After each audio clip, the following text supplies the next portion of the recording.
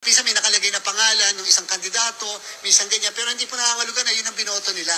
Ibig daw sabihin, ang klinik mo, pangalan nga ni Bato yung sa tabi, pero yung klinik mo is not Bato, a different person. Calls Comelec is lying. There is something alarming na nangyayari sa online voting ng ating mga OFWs ngayon. Siguro naman nakita nyo na ngayon sa social media kung saan meron tayong isang concerned citizen, isang OFW, kung saan yung resibo, yung QR code, yung ballot ID niya, ay merong ibang pangalan ng kandidato ang pinapakita kapag bini-verify niya kung sino yung binoto niya. At ayon sa kanya, hindi yun yung mga taong binoto niya. Nag-issue ng statement ang Comelec, and they are terrible liars. Pakinggan nyo. Sila naman, sa kanila naman galing. And therefore, ibig sabihin, pinicture ng botante yung kanyang balota bago niya i-cast. So, pag pinindot mo na kasi yung cast, mawawala na yon. Bigla na lang papalit doon, yung sa QR code, mabe-verify mo ngayon. Pag pinundot mo yung sa QR code, lalabas ngayon yung mismong ballot ID at saka yung encrypted na script. So makikita po natin yon. Doon kasi sa script, minsan may nakalagay na pangalan ng isang kandidato, minsan ganyan, pero hindi po nangangahulugan na yun ang binoto nila. Talaga pong ganun lang yon kasi yun po yung purpose ng encryption. Di po ba? So hindi po yun nangangahulugan na yun po yung binoto nila. Pero nando sa encrypted script, yung lahat po ng binoto nila. Later po, kapag ka na-translate na yon into human readable, makikita nila na yun pala talaga ang eksakto mga binoto. Calls, grabe pinagloloko nila tayo ng tanghaling tapat. Tandaan nyo yung sinabi niya ha. Sabi niya, it's an encryption text daw. Sabi pa niya, minsan daw meron daw mag-a-appear ng mga pangalan dyan, pero hindi daw ibig sabihin, yun ay pangalan ng mga kandidato na binoto niya. Bahagi lang daw yun ng encryption text. Talaga ba? Ito yung mga sinabi ng ibang mga nag-comments ha. Sabi ng isa nating kababayan, as a programmer and web developer, I'd like to understand the technical reasoning for displaying candidates' names within the encrypted QR code after a vote is cast, even when those names don't represent the voter's actual choice. What purpose does this serve? Tingnan mo yan. Pati mga programmers, kinu-question na itong pamamaraan nyo ng pagbibigay ng QR code or ballot ID kung bakit nagdi-display siya ng ibang pangalan. May nag-agree din sa comment, sabi niya, I saw the screenshot. It's not a script. It's a JSON format. I think it's the one sent to the server. It means he is lying. Meron man nagsabi dito, sabi niya, it's not encrypted. The code that appeared is a raw code, JSON. Error mismo ng website. Encrypted text should not be readable as well. Wala nang first name, last name. Why is that the encrypted text still has the names? Don't lie, sir. Go get a better developer.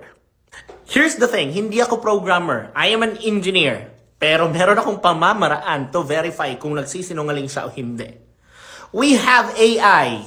Might as well gamitin natin to our advantage at alamin natin kung totoo ba talaga itong pinagsasabi ng Comelec, no? Or pinagloloko lang nila tayo. Ginamit ko si ChatGPT to help us at maging advantage naman natin mga botante para hindi tayo maloko, no? So sinabi ko, ChatGPT, please assume the role of an expert programmer. Hindi siya nagdalawang isip, sumagot agad siya. Got it. I am an expert now. What would you like to help me with or you with? O, di ba? Sabi ko, nag-upload ako ng isang screenshot na in-upload ng ating concerned citizen na si Jefferson about sa kanyang boto. Sabi ko, can you tell me what is that code or text inside the box highlighted in the green? Sabi niya, ito. The green highlighted box on the screen says, your ballot ID, blah, blah, blah. This message confirms that the specific ballot ID has been found in the voting system. Itong alphanumeric string na ito is a unique identifier, likely representing a submitted vote. Ito pa yung dagdag niya. Below is the message. Is a JSON-like data block showing detailed metadata about the vote or the candidate info, party affiliations, election events, and so on. Pero di ba sabi nung nagsalita sa Comelec, hindi daw yun na pangalan ng actual na binoto niya? Oo, kasi part lang daw yun ng encryption text. Ha? Pero bakit ngayon sinasabi na ang JSON-like data ay nagpapakita ng actual detailed metadata ng taong binoto ng botante. So sinabi ko kay ChatGPT, this is a ballot ID of a casted vote via online voting. Does that mean the JSON-like data you mentioned is showing the candidates being voted? Sabi niya, yes, exactly. You're spot on. Oo, basahin nyo. The JSON-like data you're seeing there is a structured representation of the vote contents, meaning it's highly or likely showing the candidates that were selected using that ballot ID. Tapos nagbigay pa siya ng rason bakit sigurado siyang yun talaga dapat yung laman ng text na yan or ng code na yan. At inanalyze pa ni ChatGPT yung text. Ito yung sinabi niya, the block contains fields like, something like this. These details match how online voting platforms serialize and store vote selections. Since nag-claim ang COMELEC, sabi niya, ito daw ay isang encryption. Nagtanong ako ngayon kay ChatGPT, is this an encryption? Sabi niya, great question. And the short answer is not really encryption, but more like structured vote metadata. Possibly part of a database, object, or serialized JSON used internally by the voting system. Hindi po siya encryption, mga calls. The visible data in the screenshot is not encrypted. You can read plain text like Soto Tito, an example of the uploaded screenshot na binigay ko sa kanya. This means the data is in clear text, JSON, or something close to it, meant for internal processing. Ibig sabihin, we can use this for displaying or verifying ballot selections. So, dapat ang ipapakita doon ay yung actual mong binoto. Kasi sabi ni ChatGPT, ang totoong encryption should be like this. Dapat hindi siya readable. Random looking strings at hindi mo siya mababasa. Pero bakit may mga words na mababasa mo tulad ng pangalan at apelyido ng mga kandidato? Why it's visible? Kasi hindi nga siya encryption. Diba? So ngayon matalino talaga si ChatGPT, nagsuggest siya. If you're building, testing, or auditing a system like this, I can help you check whether it's following best practices like ballot secrecy, data anonymization, cryptographic integrity proofs. Sabi ko, please proceed. At sumagot si ChatGPT. Sabi niya, vote representation and storage are like this. So ibig sabihin, hindi po yun encryption. ChatGPT is proving that this is a JSON-like structure display. Hindi po siya encryption. This suggests that the system stores as structured JSON objects with plain identifiers. Ibig sabihin, nababasa ng tao.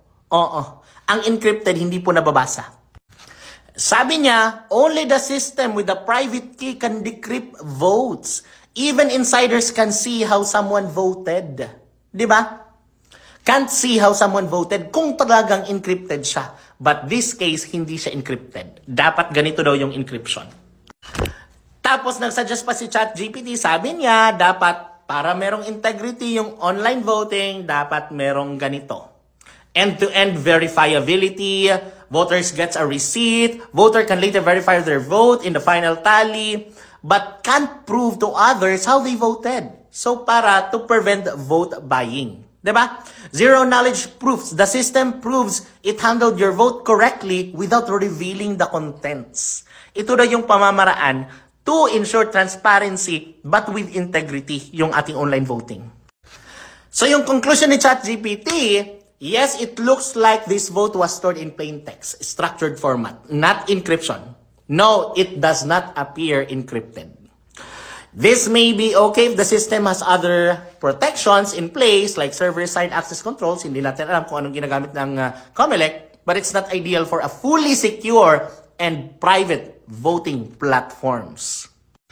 Ngayon, Kos, ito yung pinaka-red flag sa lahat. Ito yung pinaka-problema. Sabi ko, this concerned voter is claiming that the displayed candidate names on the raw vote data after scanning the QR code for clicking the ballot ID are not the same names the voter casted. What's happening if that's the case? Alam mo sagot ni ChatGPT, that's a serious red flag. If the raw vote data retrieved by clicking the ballot ID or scanning the QR code shows different candidates, that's the one voter actually selected, then something may be going wrong at one or more critical points in the voting process. Let's break it down technically. Ito yung mga pinagsasabi ni ChatGPT. Number 1 at pinaka-obvious sa lahat, front-end mismatch or UI tampering. The votes cast on the front-end, browser, mobile app, is not the same data sent to the server. This could happen due to malicious schemedo. Anong ibig sabihin nito, calls?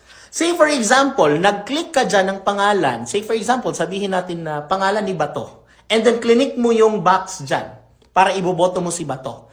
Ibig daw sabihin, ang clinic mo, pangalan nga ni Bato yung sa tabi, pero yung clinic mo is not Bato. A different person. Kaya yung pangalan na napunta sa server is a different person. Different name ng candidate. So yan daw yung posibleng nangyari, sabi niya. Sabi pa niya, pwede daw prone sa back-end tampering or malfunctions itong ginagawa ng Comelec, di ba? The correct vote may have been submitted but the server modified or stored a different one.